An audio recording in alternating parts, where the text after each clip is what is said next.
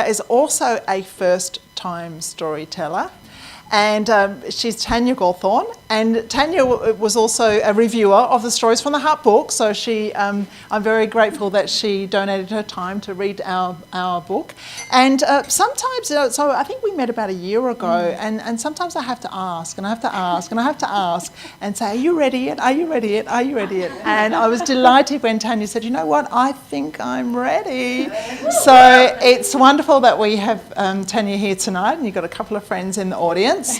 And Tanya is going to share with us the perils of online dating. Please welcome Tanya.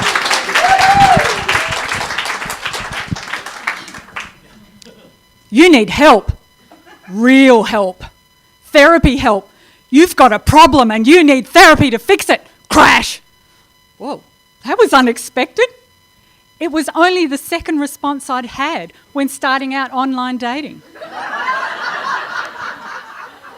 The guy wasn't that impressed that I didn't want to see him again.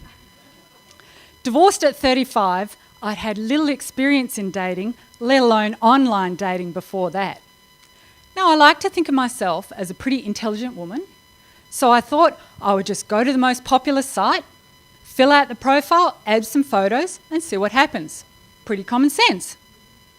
So here I am, newly divorced in my one-bedroom apartment, filling out the profile. First challenge, username. Now clearly I can't use my own name, but what else could I use? I decided to check out the competition. Looking for the one. Heartbroken. Hello, handsome. Suddenly, an old hair commercial springs to mind. L'Oreal, because you're worth it. And L'Oreal girl was born. I pick out a few photos, scrawled a mini essay about myself and an even longer one about my potential partner, put it together, press submit. After all, what could go wrong? What went wrong was all the time that I had to spend sifting through the weird and wonderful characters you find online. Like the guy who told me I had problems, the guy who turned out to be a hoarder, and the 23-year-old guy from Melbourne. Really? So when I found myself in a dating situation again, several years later, I decided to do it differently.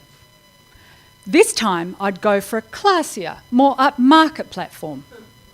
It had the same profile as all the others, but it also had a 500+ questionnaire that it uses to optimise your matches. So I dutifully filled out all 500 questions, updated my profile photos, added a few words, filled out the profile, and pressed submit. After all, what could go wrong? Well, what went wrong, possibly because I'd filled out all 500 questions, was that the site couldn't find me any matches within my criteria.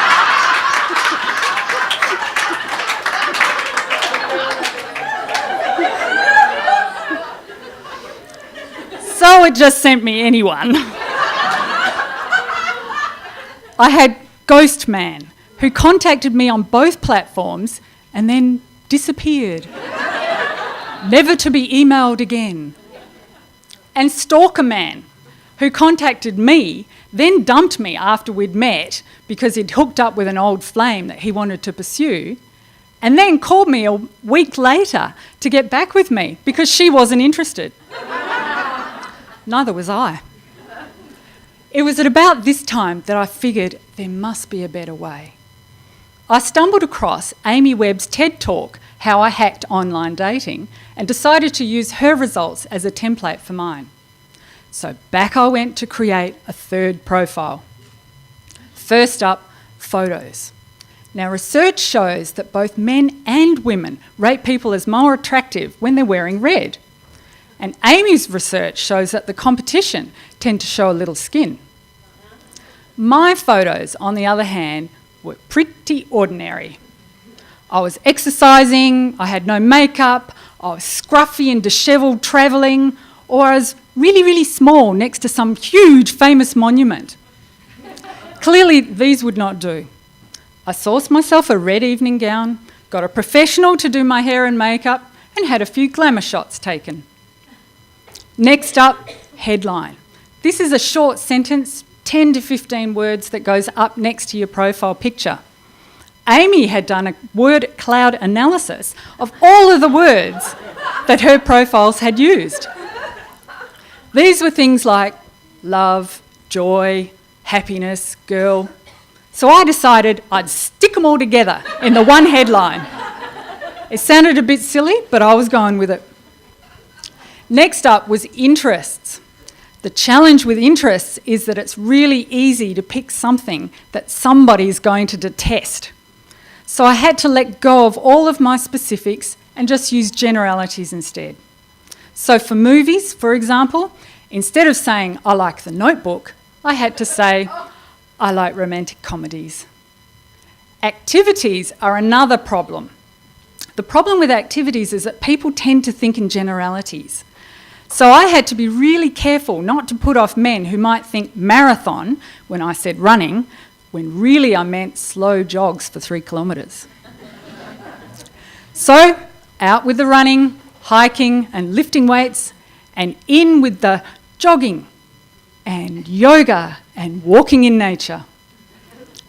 So at the end of all of this, I had a profile that had a few well-crafted photographs, a cute headline, and general, non-specific, non-threatening interests and activities.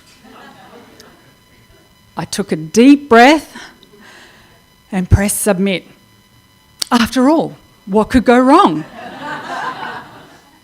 Well, this time I took my profile down immediately after 2 weeks.